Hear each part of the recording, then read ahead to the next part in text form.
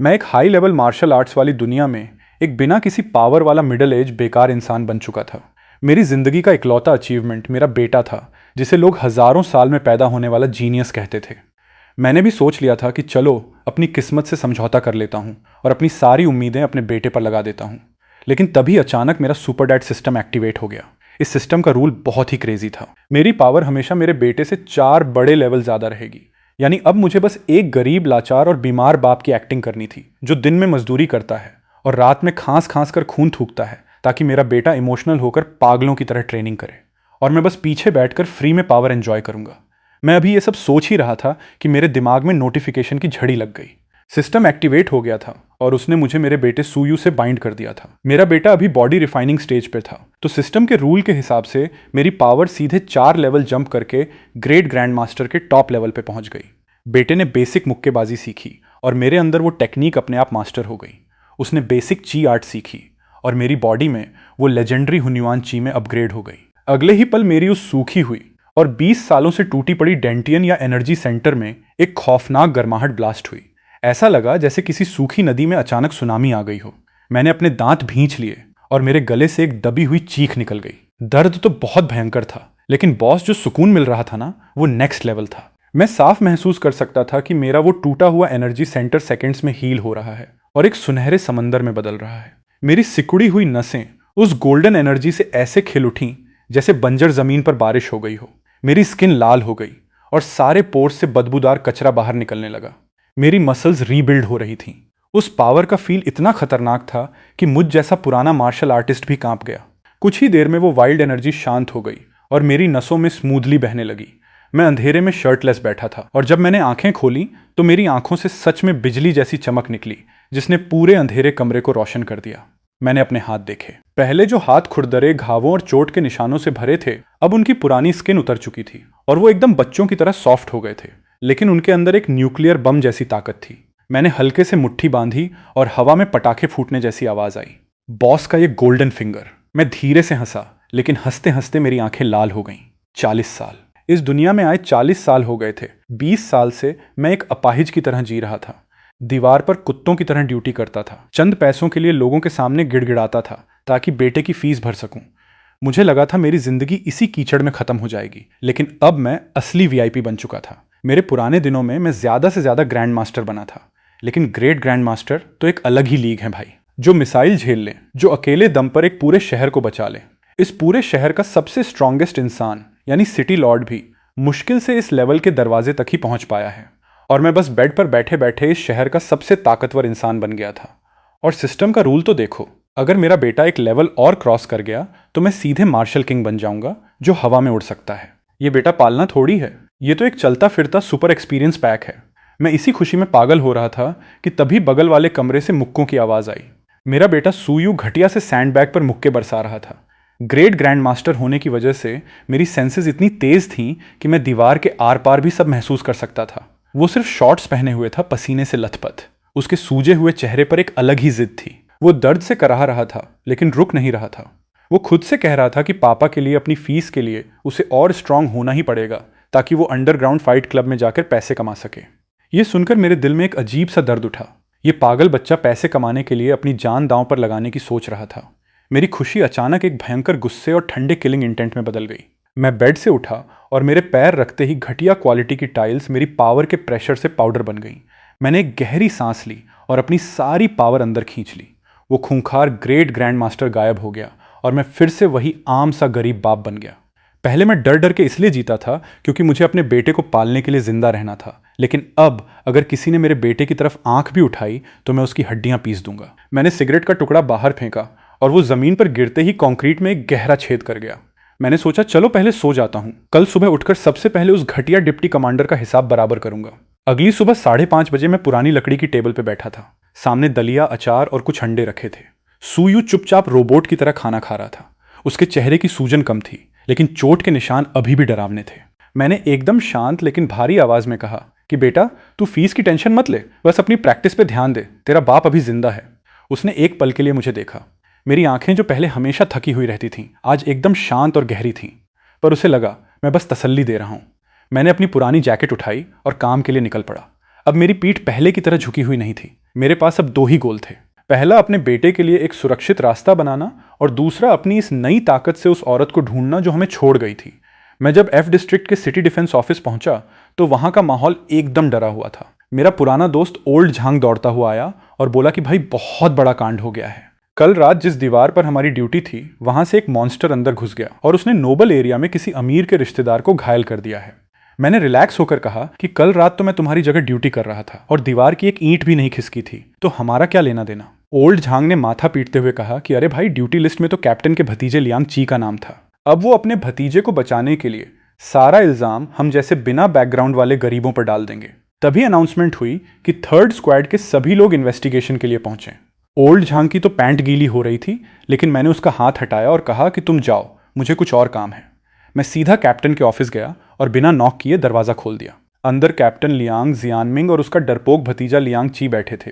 मुझे देखते ही वो चिल्लाए कि बिना पूछे कैसे अंदर आ गया। मैंने कहा मैं रिजाइन करने आया हूँ। भतीजे ने जैसे ही रिजाइन वर्ड सुना वो पागलों की तरह मुझ पर चिल्लाने लगा कि इसी ने जानबूझकर मॉन्स्टर को अंदर आने दिया होगा ताकि ये मुझसे बदला ले सके। वो गालियां बकते हुए मुझे थप्पड़ मारने दौड़ा। मैं अपनी जगह से हिला तक नहीं। मेरी नज़र में उसकी स्पीड किसी मरे हुए घोंघे जैसी थी। जैसे ही उसका हाथ मेरे पास पहुंचा, मेरी बॉडी से एक हल्की सी एनर्जी वेव निकली और बूम, वो बिना किसी चीज से टकराए हवा में उड़ता हुआ सीधा फाइल कैबिनेट पर जाकर गिरा और सारी फाइलें नीचे आ गिरीं। लियांग ची छाती पकड़कर खांस रहा था। कैप्टन लियांग जियानमिंग शॉक में खड़ा हो गया। उसे समझ नहीं आया कि मैंने हमला कब किया। उसने अपनी भारी आवाज में मुझे धमकाने की कोशिश की कि अगर मैंने चुपचाप इल्जाम अपने सिर नहीं लिया तो वो मेरे बेटे सूयू का फ्यूचर बर्बाद कर देगा। जैसे ही उसने मेरे बेटे का नाम लिया, मेरी आंखों में खून उतर आया। मैंने कहा, कैप्टन अपनी बकवास वापस ले लो। मैंने एक कदम आगे बढ़ाया और पूरे ऑफिस में अचानक एक भयानक तूफान आ गया। शीशे चटकने लगे।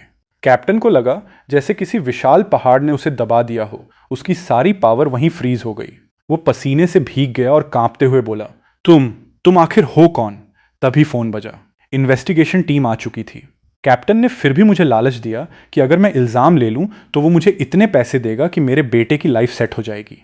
मैंने उसे ऐसे देखा जैसे वो कोई दुनिया का सबसे बड़ा बेवकूफ हो। मैंने कहा, लगता है 20 साल मुझे गरीब देखकर तुम लोग भूल गए हो कि मैं क्या कर सकता हूं। मैं पीछे मुड़ा और दरवाजे की तरफ चलने लगा। मैंने कहा, जो मुझे रोकने की कोशिश करेगा मैं उसे वहीं मार दूंगा। और रही बात तुम्हारी, तो दुआ करना कि तुम्हारा वो बॉस तुम्हारी जान बचा सके। जैसे ही मैं ऑफिस से बाहर निकला, पीछे वो भारी लोहे के दरवाजे मेरी बची हुई एनर्जी के प्रेशर से ही टूटकर गिर पड़े। कैप्टन कुर्सी पर पसीने से लथपथ धड़ाम से बैठ गया। मैं आराम से सड़क पर चल रहा था। मेरा टारगेट क्लियर था, डिप्टी कमांडर का घर। अगर कोई मेरे बेटे का रास्ता रोकने की सोच रहा था तो मैं उसका पूरा वजूद ही मिटा दूंगा। रास्ते में मुझे एहसास हुआ कि कुछ लोग मेरा पीछा कर रहे हैं। वो स्पेशल टीम वाले थे जो ईयरपीस पर बात कर रहे थे कि इस बंदे में कुछ तो गड़बड़ है, ये कहीं से भी बीमार या कमजोर नहीं लग रहा। उनके लीडर हान फैंग ने कहा कि ऊपर से ऑर्डर है, इसे किसी भी हाल में भागने मत देना, खाली जगह देखकर निपटा दो। मेरे लिए उनकी ट्रैकिंग स्किल्स एकदम बच्चों वाली थी। मैंने जानबूझकर स्पीड स्लो की और उन्हें एक सुनसान खंडहर जैसी फैक्ट्री के पास ले आया। मैंने रुककर पीछे मुड़ते हुए कहा कि 3 गलियों से पीछा कर रहे हो, थक नहीं गए? बाहर आ जाओ यार। 5 लोग मुझे घेर कर खड़े हो गए।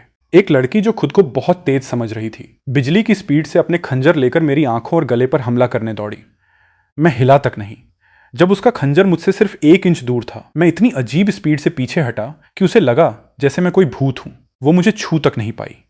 फिर उनका लीडर हान फैंग एक लंबी सी एनर्जी स्वॉर्ड लेकर मुझ पर टूट पड़ा। बाकी लोग भी मुझ पर मुक्के और जहर वाले हथियार फेंकने लगे। लेकिन बॉस, मैं तो बस उनके बीच ऐसे टहल रहा था जैसे पार्क में घूम रहा हूं।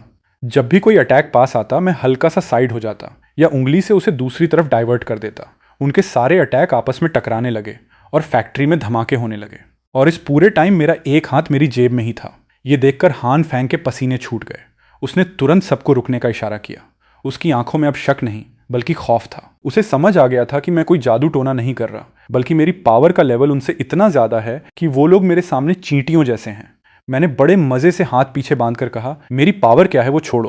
कैप्टन जियानमिंग मुझे बलि का बकरा बनाना चाहता है और तुम लोग उसके हथियार बन रहे हो। क्या तुम्हारे पीछे बैठे लोग इतने उड़ने लगे हैं कि किसी को भी रास्ते से हटा देंगे? ये सुनते ही उनके रोंगटे खड़े हो गए। मैंने उन्हें एक मिस्टीरियस लुक दिया और कहा, मेरा पीछा करना बंद करो और अपने उस बॉस से कहना टाइम मिला तो मैं खुद मिलने आऊंगा। इतना कहकर मैं एक पल में वहां से गायब हो गया और वो लोग बस शक्लें देखते रह गए। दूसरी तरफ स्कूल में मेरा बेटा सूयू क्लास के कोने में चुपचाप बैठा था। उसे किसी की आवाज नहीं आ रही थी। वो अपनी फटी पुरानी मार्शल आर्ट्स की किताब पकड़े, बस यही सोच रहा था कि किसी भी तरह इस एग्जाम को पास करना है और इस गरीबी से बाहर निकलना है। तुम्हारा चेहरा कैसा हो गया है? एक बेहद मीठी और सुरीली आवाज सूयू के कानों में पड़ी। सूयू की सांसें एक पल के लिए रुक गईं। उसे अपना सिर उठाकर देखने की भी जरूरत नहीं थी कि सामने कौन खड़ा है। वो पूरे स्कूल की जान और सबसे खूबसूरत लड़की झू लेले थी। उसने अपनी हल्की नीले रंग की स्कूल यूनिफॉर्म पहनी हुई थी। उसके चेहरे पर एक अजीब सी मासूमियत और जवानी की चमक थी। चलते हुए गिर गया था। सूयू ने अपनी आवाज को बहुत भारी और रूखा बनाते हुए कहा और जानबूझकर उससे 2 कदम पीछे हट गया ताकि वो उसके घाव न देख सके। झू लेले के माथे पर सिलवटें पड़ गईं। उसने गुस्से से अपना पैर पटका और बोली, गिरने से किसी के चेहरे पर उंगलियों के निशान कब से छपने लगे? सच सच बताओ मुझे, क्या उस वांगताई और उसके चमचों ने फिर से तुम्हारा रास्ता रोका था? सूयू ने कोई जवाब नहीं दिया, बस अपनी पीठ उसकी तरफ मोड़ ली। उस वांगताई का दिमाग खराब हो गया है। झू लेले के सीने में गुस्सा उबल रहा था। क्या उसे लगता है कि उसके परिवार की पहुंच सिटी डिफेंस फेयर्स तक है तो वो जो चाहे वो कर सकता है? मैं अभी जाती हूं उसके पास। मैं भी देखती हूं कि इस स्कूल में कोई कानून या नियम बचा है या नहीं। नहीं लेले, रुक जाओ, वहां मत जाओ। सूयू ने घबराते हुए तुरंत उसे रोका। वो मेरे पापा की नौकरी छीन लेगा। मेरे पापा वहां पिछले 20 सालों से मजदूरी कर रहे हैं। वही उनकी जिंदगी है और हमारी रोजी रोटी भी। सूयू के सूजे हुए चेहरे को देखकर, जिस पर अभी भी सूखे हुए खून के निशान चिपके हुए थे, झू लेले का दिल अंदर तक तड़प उठा। उसने अपने होंठ चबाए। उसकी आंखों में आंसू छलकने लगे।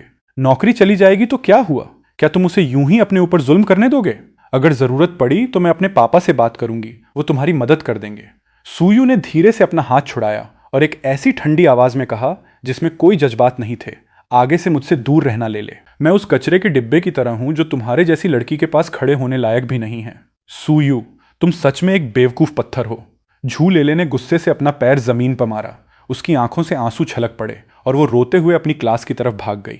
ये पूरा नज़ारा आगे बैठने वाले एक पीले बालों वाले लड़के ने अपने फ़ोन में छुपकर रिकॉर्ड कर लिया था। उसने एक बहुत ही घिनौनी और अजीब सी हंसी हंसते हुए अपनी उंगलियां फ़ोन की स्क्रीन पर दौड़ाईं और एक मैसेज टाइप करके सेंड कर दिया। ताई भाई, ये सूयू नाम का कीड़ा फिर से लेले के आसपास मंडरा रहा है और अभी तो इसने उसका हाथ भी पकड़ा था। दूसरी क्लास अभी आधी भी खत्म नहीं हुई थी कि सूयू को क्लास से बाहर बुला लिया गया। उसे स्कूल के नंबर 2 मार्शल आर्ट्स रूम में ले जाया गया, जो स्कूल के एक बहुत ही सुनसान कोने में था और जहां कैमरों की नज़र बिल्कुल नहीं पहुंच पाती थी। जैसे ही सूयू उस कमरे के अंदर गया, वो भारी भरकम लोहे का दरवाज़ा एक जोरदार आवाज़ के साथ बंद हो गया। 5 हट्टे कट्टे और खतरनाक दिखने वाले लड़कों ने उसे चारों तरफ से घेर लिया था। दूर एक कुर्सी पर बैठा मैनेजमेंट का टीचर मज़े से अपनी चाय की चुस्कियां ले रहा था। उसने एक नज़र वांगताई पर डाली और चुपचाप अपने कानों में ईयरफोन लगाकर दूसरी तरफ मुंह मोड़ लिया, जैसे वहां कुछ हो ही नहीं रहा हो। तुम्हारे जैसे बिना माए के जंगली कुत्ते कभी नहीं सुधरते। वांगताई ने बहुत ही महंगे और ब्रांडेड मार्शल आर्ट्स के कपड़े पहने हुए अपनी उंगलियां चटकाते हुए कहा। उसकी उंगलियों से कड़कड़ की आवाजें आ रही थीं। वांगताई भी फिजिकल बॉडी स्टेज के टॉप लेवल पर था, लेकिन उसे बचपन से ही बहुत सी महंगी और जादुई दवाइयां दी गई थीं, इसलिए उसकी बॉडी की एनर्जी और ताकत किसी आम स्टूडेंट से कई गुना ज्यादा थी। मैंने तुमसे बहुत साफ शब्दों में कहा था कि अगर तुमने झू लेले के आसपास फटकने की भी कोशिश की तो मैं तुम्हारी दोनों टांगें तोड़कर तुम्हारे हाथ में दे दूंगा। क्या तुमने मेरी बात को कोई हवा का झोंका समझ लिया था? तभी एक जोरदार तड़ाक की आवाज पूरे कमरे में गूंज उठी। वांगताई के हाथ से एक भयंकर थप्पड़ बिना किसी वार्निंग के सूयू के चेहरे पर पड़ा। सूयू का चेहरा झटके से दूसरी तरफ मुड़ गया और उसके मुंह के अंदर तुरंत खून का नमकीन स्वाद भर गया, लेकिन उसने अपने दांत कसकर भींच लिए और अपनी जगह से 1 इंच भी नहीं हिला। तुम्हें ऐसे अकड़ते हुए देखकर मुझे बहुत घिन आती है, वांगताई ने नफरत से थूकते हुए कहा। आज घर जाकर मैं अपने चाचा से कहूंगा कि वो तुम्हारे उस नाकारा और लंगड़े बाप को नौकरी से धक्के मारकर निकाल दे। और सिर्फ इतना ही नहीं, उस पर ड्यूटी ठीक से न करने का इल्जाम लगाकर उसे जिंदगी भर के लिए जेल की काल कोठरी में सड़ा दूंगा। नौकरी से निकाल देंगे? जेल में डलवा देंगे? ये दोनों शब्द सूयू के दिमाग की नसों में किसी जहरीली सुई की तरह चुभ गए। वो इंसान उसका बाप था जिसने उसे पालने के लिए अपनी पूरी जिंदगी उन ठंडी और खतरनाक दीवारों पर मजदूरी करते हुए बिता दी थी। मेरे पापा को इस सब में मत घसीटो। घसीटा तो तू क्या उखाड़ लेगा मेरा? तेरे जैसे गटर के कीड़े की हिम्मत कैसे हुई मेरे सामने आवाज ऊंची करने की? वांगताई का चेहरा गुस्से से लाल हो गया और उसने एक बार फिर सूयू के चेहरे की हड्डियां तोड़ने के लिए अपनी पूरी ताकत से मुक्का हवा में उठाया। लेकिन उसी सेकंड सूयू को महसूस हुआ कि उसकी नाभि के पास सोए हुए एनर्जी सेंटर में अचानक एक भयंकर और खौफनाक गर्माहट पैदा हो रही है। वो गर्माहट किसी छोटे मोटे उबलते पानी जैसी नहीं थी, बल्कि ऐसा लग रहा था जैसे पिछले कई सालों से दबा हुआ कोई भयंकर ज्वालामुखी अचानक फट पड़ा हो। बूम! आसपास की हवा का दबाव अचानक भारी हो गया। सूयू की आंखों के एकदम बीचों बीच एक सुनहरी रोशनी की लकीर चमक उठी। उसका वो शरीर जो कुपोषण की वजह से हमेशा कमजोर और हड्डियों का ढांचा लगता था, अब उसकी एक एक मांसपेशी किसी मशीन की तरह तेजी से फड़कने लगी थी। उसकी त्वचा के ऊपर से एक बहुत ही खौफनाक लाल रंग का भाप सा उठने लगा था। वांग ताई का वो मुक्का जो सूयू का जबड़ा तोड़ने आ रहा था, हवा में ही रुक गया। सूयू ने अपना एक हाथ उठाकर उस मुक्के को किसी लोहे की ग्रिप की तरह जकड़ लिया था। वांग ताई ने घबराकर अपनी पूरी ताकत लगा दी, लेकिन सूयू का हाथ एक पहाड़ की तरह अपनी जगह से 1 मिलीमीटर भी नहीं हिला। ये ची और ब्लड की एनर्जी है। वांग ताई की आंखें फटी की फटी रह गईं। उसने खौफ से देखा कि सूयू के शरीर से निकलने वाली एनर्जी किसी रॉकेट की स्पीड से ऊपर जा रही है। सूयू ने एक ही पल में फिजिकल बॉडी स्टेज की दीवार को तोड़ दिया था और सीधे अगली खतरनाक स्टेज में कदम रख चुका था। उसकी ताकत का प्रेशर इतना भयानक था कि वांग ताई को सांस लेने के लिए भी हवा कम पड़ने लगी। ची ब्लड स्टेज, ये कैसे हो सकता है? वांग ताई डर के मारे हकलाने लगा। मैंने तुमसे कहा था ना कि मेरे पापा को इस सब में मत घसीटो। सूयू की आवाज अब किसी आम लड़के जैसी नहीं रही थी। उसकी आवाज बहुत भारी, खुरदरी और किसी प्राचीन काल के खूंखार दरिंदे जैसी डरावनी हो गई थी। उसने अपना आधा कदम आगे बढ़ाया, अपनी कमर को एक धनुष की तरह पीछे खींचा और अपनी पूरी ताकत को एक जगह इकट्ठा कर लिया।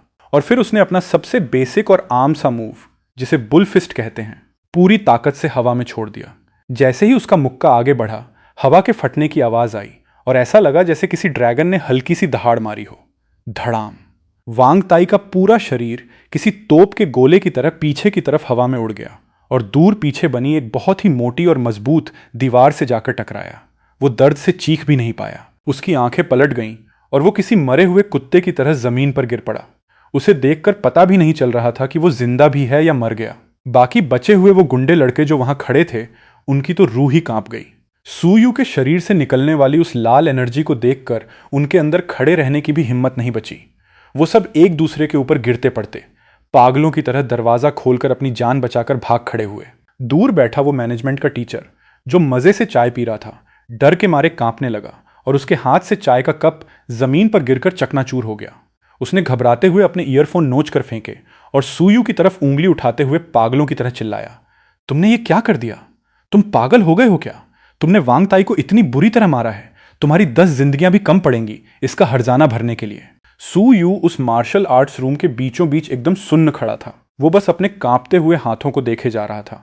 उसे लगा कि उसके अंदर एक ऐसी ताकत आ गई है जिसका कोई अंत नहीं है। लेकिन जैसे ही उसका गुस्सा शांत हुआ और उसका दिमाग ठिकाने आया, एक बहुत ही गहरी खौफ की लहर उसके पूरे शरीर में दौड़ गई। उसने अपनी लिमिट पार कर दी थी। उसने डिप्टी कमांडर के भतीजे को मार मार कर अधमरा कर दिया था। मुझसे बहुत बड़ा कांड हो गया, सूयू ने अपने आप से फुसफुसाते हुए कहा। ठीक उसी समय शहर के दूसरे हिस्से में डी डिस्ट्रिक्ट के पास मैं बिल्कुल शांत कदमों से सड़क पर चल रहा था। तभी मेरे कदम अचानक रुक गए। मेरे दिमाग में सिस्टम की रोबोटिक आवाज एक अलार्म की तरह गूंज उठी।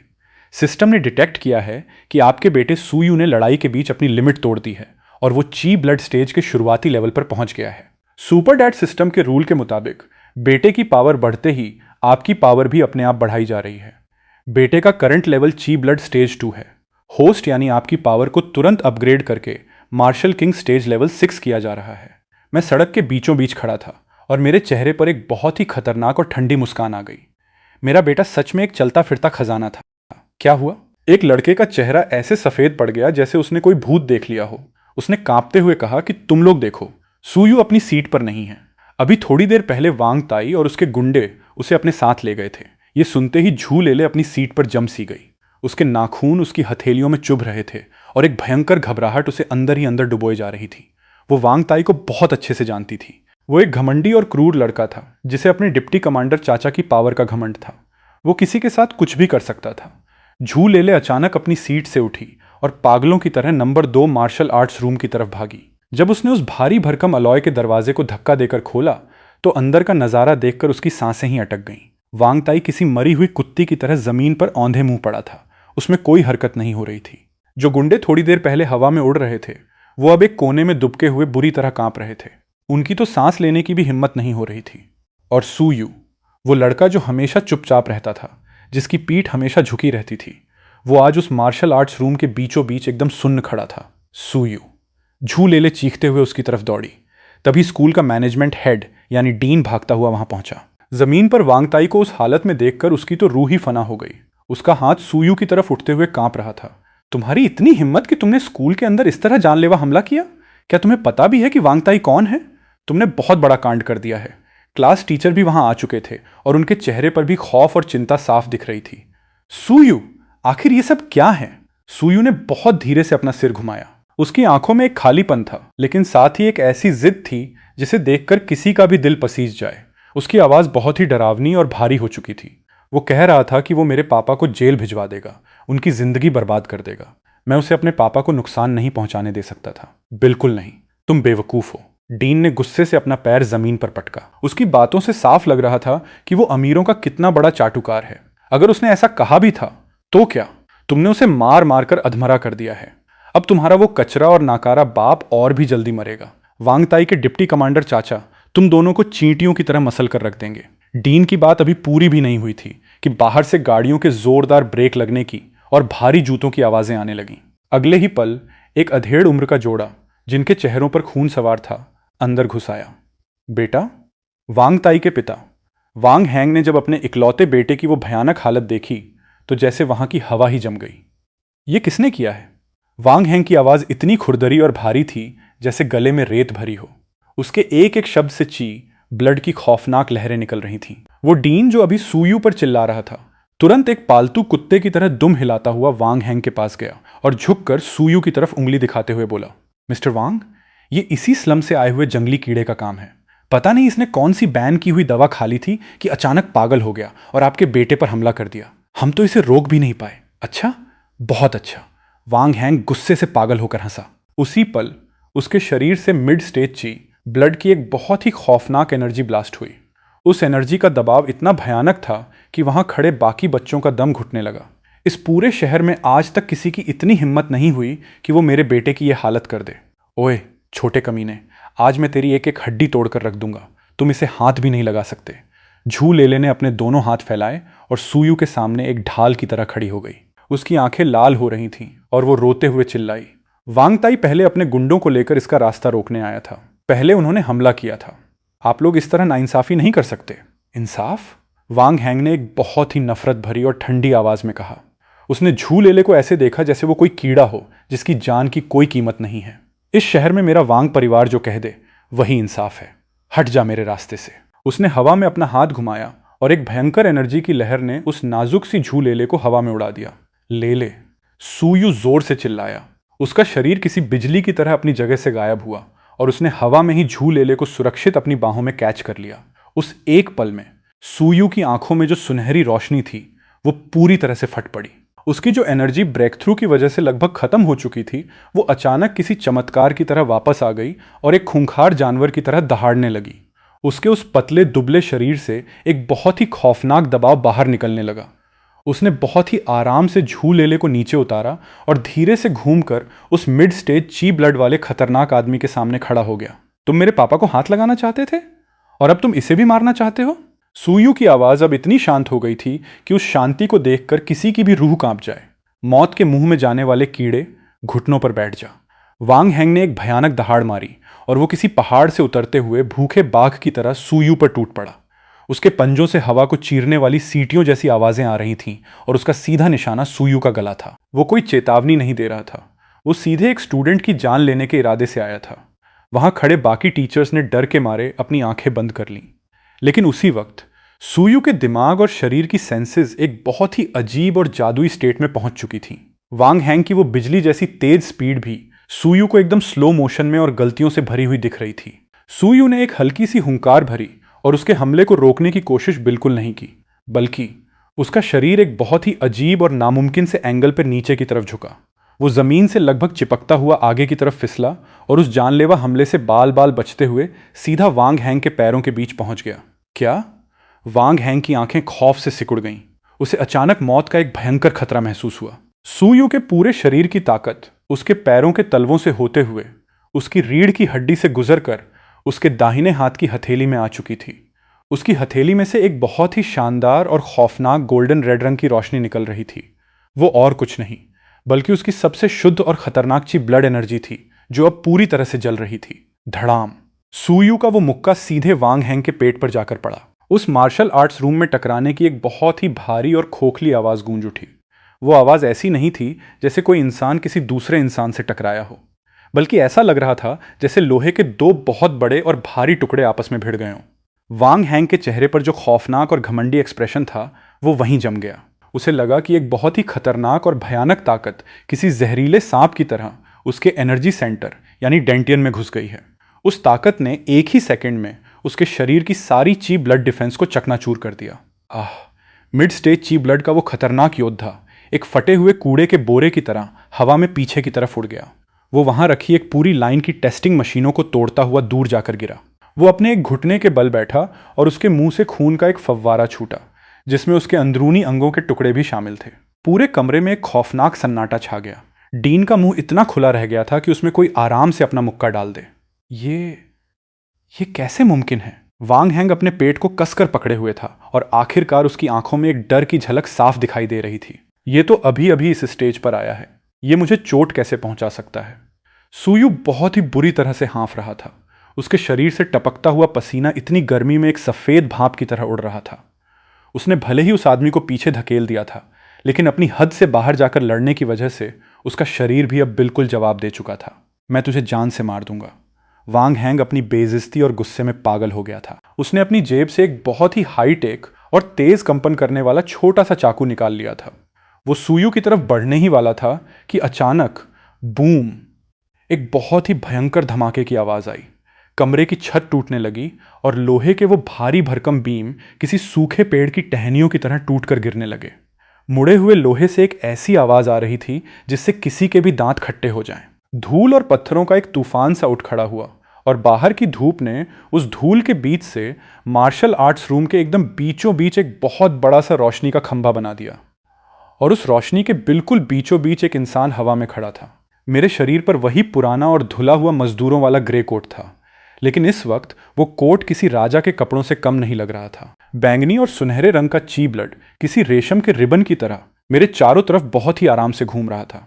मार्शल किंग, हवा में चलना और बिना किसी चीज का सहारा लिए खड़े रहना, ये एक निशानी थी कि कोई इंसान एक आम इंसान की हद पार करके एक बहुत ही ऊंचे दर्जे का इंसान बन चुका है। एक ऐसा दबाव जिसे शब्दों में बयां नहीं किया जा सकता, किसी हजारों पहाड़ों के वजन की तरह एक साथ नीचे गिरा और पूरे मार्शल आर्ट्स रूम को उसने अपनी जकड़ में ले लिया। धड़ाम धड़ाम। वहां मौजूद सुयू को छोड़कर, जिसे एक बहुत ही कोमल सी एनर्जी ने चारों तरफ से घेर रखा था, बाकी सभी लोग, चाहे वो डीन हो, क्लास टीचर हो या वो डरे हुए गुंडे स्टूडेंट, उन सब के घुटने अपने आप जमीन पर टिक गए। ये वो लोग नहीं थे जो खुद से घुटने टेकना चाहते थे, बल्कि उनके शरीर और उनके खून ने एक बहुत ही ऊंचे दर्जे की ताकत के सामने हार मान ली थी और उन्हें जमीन पर झुकने के लिए मजबूर कर दिया था। और इस पूरे दबाव का जो मेन निशाना था वो वांग हैंग ही था, जो अभी अभी सुयू की जान लेने वाला था। उसके अंदर से ची ब्लड वाले योद्धा का सारा घमंड और ताकत खत्म हो चुकी थी। वो एक मरे हुए मेंढक की तरह अपने दोनों हाथ पैर फैलाकर जमीन पर बिल्कुल सीधा चिपक गया था। जमीन में दरारें पड़ गई थीं, उसकी हड्डियों से कड़कड़ की आवाजें आ रही थीं। उसके चेहरे की स्किन इस दबाव से पूरी तरह पिचक गई थी और उसकी आंखें बाहर की तरफ निकल आई थीं। वो बस हवा में खड़े उस भगवान जैसे इंसान को घूरे जा रहा था। हवा में चलना। वांग हैंग के गले से किसी टूटी हुई मशीन जैसी घरघराहट वाली आवाज निकल रही थी। उसकी आंखों में जो गुस्सा था वो अब एक अंतहीन खौफ में बदल चुका था। Marshal king. ये कैंगलान बेस सिटी में कोई मार्शल किंग कब से आ गया? इस शहर में जहां एक ग्रैंड मास्टर को ही भगवान माना जाता है, वहां एक मार्शल किंग? वो तो एक भगवान है, एक चलता फिरता मिथक। मैं हवा में धीरे धीरे नीचे देख रहा था। मेरी उन बैंगनी और सुनहरी आंखों में सिर्फ एक ऐसा खालीपन था जैसे मैं किसी कीड़े को देख रहा हूं। पापा। इस डरावने सन्नाटे के बीच सुयू ने अपना सिर उठाया। उस अजनबी सी दिखने वाली ताकतवर आकृति को देखकर उसकी आंखें तुरंत लाल हो गईं और उसने कांपती हुई आवाज में यह शब्द कहा। यह शब्द सुनकर वहां मौजूद सभी लोगों के दिमाग जैसे सुन्न पड़ गए। जमीन पर घुटनों के बल बैठी झूलेले ने बड़ी मुश्किल से अपना सिर उठाया। उसकी बड़ी बड़ी आंखें हैरानी से फटी हुई थीं। सुयू के पापा? वो आदमी जो शहर की दीवार पर पहरा देता है? वो डीन तो डर के मारे एक पत्ते की तरह कांप रहा था। उसके दिमाग में वो सारे शब्द गूंज रहे थे जब उसने सुयू के पापा को एक नाकारा इंसान कहा था। उसे लगा कि उसकी आंखों के सामने अंधेरा छा रहा है और वो चाह रहा था कि काश वो उसी वक्त बेहोश हो जाए। हे भगवान, वो अभी अभी एक मार्शल किंग के बेटे का मजाक उड़ा रहा था कि वो फीस नहीं भर सकता। मेरे बेटे को हाथ लगाने की हिम्मत की। मेरा शरीर धीरे धीरे नीचे की तरफ आया और जमीन से सिर्फ 3 इंच ऊपर रुक गया। मैंने नीचे जमीन पर गिरे वांग हैंग की तरफ देखा। मेरी आवाज इतनी शांत थी कि किसी की भी हड्डियों में ठंडक बैठ जाए। तुम लोगों में बहुत हिम्मत है। नहीं सीनियर, ये एक गलत फहमी है। वांग हैंग ने मौत का वो सचमुच का दबाव महसूस किया तो उसका कलेजा कांप उठा। उसने अपनी जान बख्शने के लिए पागलों की तरह गिड़गिड़ाना शुरू कर दिया। मुझे नहीं पता था कि ये आपके बेटे हैं। अगर मुझे पता होता तो मैं 100 बार मरने पर भी ऐसी हिम्मत नहीं करता। मैं वांग परिवार का हूं और मेरे साले सिटी डिफेंस के डिप्टी कमांडर हैं। प्लीज़ मेरे साले की खातिर मुझे। मैंने उसकी बकवास पूरी सुनने की जहमत भी नहीं उठाई। मैंने धीरे से अपना दाहिना पैर उठाया और फिर उसे ऐसे नीचे रखा जैसे मैं किसी सिगरेट के टुकड़े को मसल रहा हूं। धड़ाम। कोई फैंसी मूव नहीं, कोई बहुत बड़ा धमाका नहीं, बस एक ऐसी आवाज आई जैसे कोई तरबूज किसी बहुत भारी हथौड़े के नीचे आकर फट गया हो। वांग हैंग का सिर और उसकी वो गिड़गिड़ाती हुई आवाज दोनों मेरे पैर के नीचे एक खून के फव्वारे में बदल गए। वो बिना सिर का धड़ दो 3 बार तड़पा और फिर एकदम शांत हो गया। खून के गर्म छींटे उड़कर उस औरत के चेहरे पर भी गिरे जो वांग ताई की माँ थी। उस खून की गर्माहट और खौफनाक बदबू ने उसे उसके सदमे से बाहर निकाला। वो औरत फटी फटी आंखों से अपने पति के उस बिना सिर वाले धड़ को देख रही थी। वो अधेड़ उम्र की औरत जिसके बाल बिखरे हुए थे और मेकअप आंसुओं से धुल चुका था, खौफ से कांप रही थी। वो मौत के इस भयानक डर में अपने बचाव के लिए आखिरी तिनके को पकड़ने की कोशिश कर रही थी। मेरे सगे भाई वांग मैंग हैं। वो सिटी डिफेंस फायर्स के डिप्टी कमांडर हैं। तुमने वांग परिवार के एक इंसान को मारा है। मेरा भाई तुम्हें कभी नहीं छोड़ेगा और यहाँ का सिटी लॉर्ड भी तुम्हें जिंदा नहीं बचने देगा। वो अपनी पूरी जान लगाकर चीख रही थी। वो अपनी इस पहुंच और ताकत का इस्तेमाल करके उस मौत के साए को दूर भगाना चाहती थी जो अब उसके बिल्कुल सामने खड़ा था। लेकिन मेरी चाल में 1 सेकंड के लिए भी कोई रुकावट नहीं आई। सिटी डिफेंस का डिप्टी कमांडर? बहुत बड़ी बात है क्या?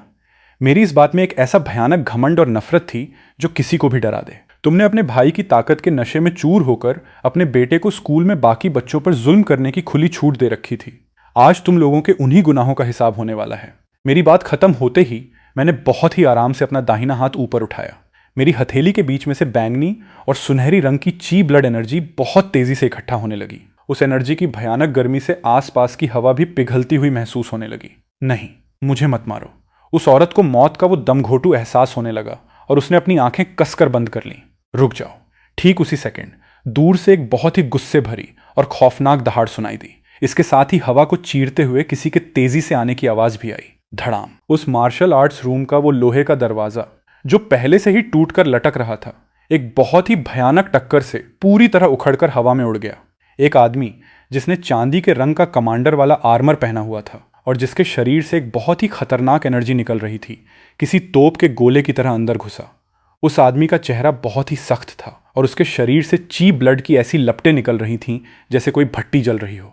वो कोई और नहीं बल्कि खबर मिलते ही तुरंत वहां पहुंचा सिटी डिफेंस फायर्स का डिप्टी कमांडर वांग मैंग था।